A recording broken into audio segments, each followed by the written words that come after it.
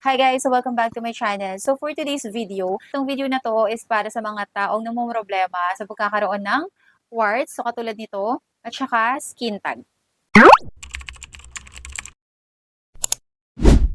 Itong ginamit ko na product last time, ito yung nakapagpatanggal sa aking skin tag. So itong sabon na to, ginamit ko siya ng halos 1 buwan bago natuyo yung skin tag ko. And for me, mas nag-work talaga siya sa skin tag ng mas mabilis kasi talagang natutuyo niya talaga. Pero yung sa mga warts, ang napansin ko naman, yung katulad ng warts ko dito sa leeg, ayan, lumiliit siya paunti-unti. Pero hindi siya yung parang sa skin tag na talagang nagiging parang sugat.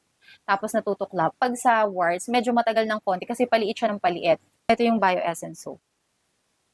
Trinay ko lang talaga siya kung mag-work ba siya sa akin or hindi. Pero thankful ako kasi talagang natanggal niya yung skin tag ko. Nagtanong na rin kasi ako sa aesthetic center kung magkano yung patanggal. Medyo mahal talaga. At sabi nga nila, medyo masakit daw talaga.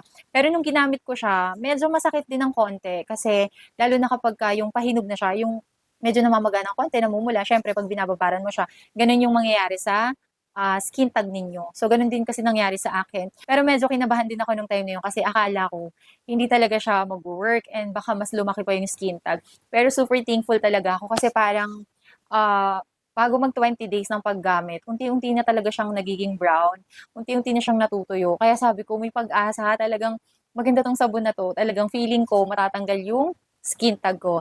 And yun na nga guys, bago mag 1 month, doon talaga natanggal totally yung skin tag ko dito sa ilalim ng underarm ko. Hindi ako makapaniwala kasi akala ko, eme-eme lang din talaga tong soap na to. Pero buti na lang talaga, sinubukan ko talaga siyang gamitin. And di naman kasi ako naniniwala basta-basta hanggat hindi ko nasusubukan yung product. So ayun guys, sinishare ko to ngayon sa inyo kasi alam kong napakadami na namumroblema sa skin tag tsaka sa mga warts. Kasi mabilis talagang dumami yan. So, kaya sinishare ko to sa inyo ngayon. Kung gusto nyo nga palang bumili nito, ilalagay ko dyan sa baba kung meron pa silang natitirang stocks. So, paano nga ba ito ginagamit? So, gamitin nyo lang siya every time na maliligo kayo, mag-shower kayo, and ibabad nyo lang siya ng ilang seconds or minutes sa part na meron kayong warts and skin tag. And then, tuloy-tuloy nyo lang hanggang sa makikita nyo magbabago talaga yung skin tag ninyo. Matutuyo talaga siya. But make sure consistent talaga yung paggamit ng soap na to. Talagang maganda siya, promise. Kahit ako, na-amaze din talaga ako sa product na to. Kaya hindi ako nauubusan ng ganito. Tignan nyo, bago pa to. Ayan. Kasi yung isa ko nasa CR, ginagamit ko. Lagi akong merong extra isang sabon na ganito. Kasi araw-araw ko talaga siya ginagamit. And yung mga words ko dito, super liit na talaga. Hindi ko na siya nagaganyan. Not like before, talagang nahihigit ko siya. Isang words ko nga dito, talagang natuklap ko pa siya. Sobrang sakit talaga. Hindi na lang talaga may mga ganitong product na talagang worth it bilhin kasi talagang nag-work siya. Super thankful talaga ako sa product na to.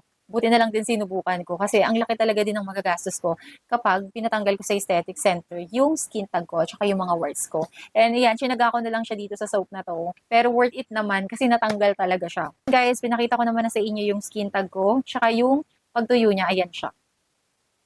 Kaya super happy talaga ako nung natuyo yung skin tag ko. Kasi wala na, hindi na ako nabobother sa ilalim ng kilikili ko. Every time kasi na nagsusuot ako ng sando, medyo naiilang ako kapag may nakalawit dito sa kilikili ko. So yun. And buti na lang talaga, hindi muna ako nagpa-laser. So, nag-try muna ako ng ibang product. And eto nga, nag-work talaga siya. Kaya kung naghahanap kayo ng product na magandang makapagpatanggal ng skin tag or warts, itry nyo tong Bio Essence Soap. Talagang worth it siya. Yun nga lang kailangan be consistent talaga sa paggamit.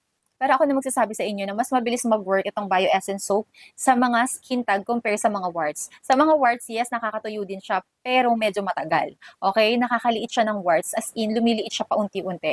Hindi katulad kasi sa skin tag, ang nangyayari, talagang natutuyo na parang sugat. Pero yung mga warts kasi, ang nangyayari, katulad sa na-experience ko, lumiliit lang siya ng lumiliit. Pero yung banda dito sa ibabaw ng breast ko, natuklap din siya.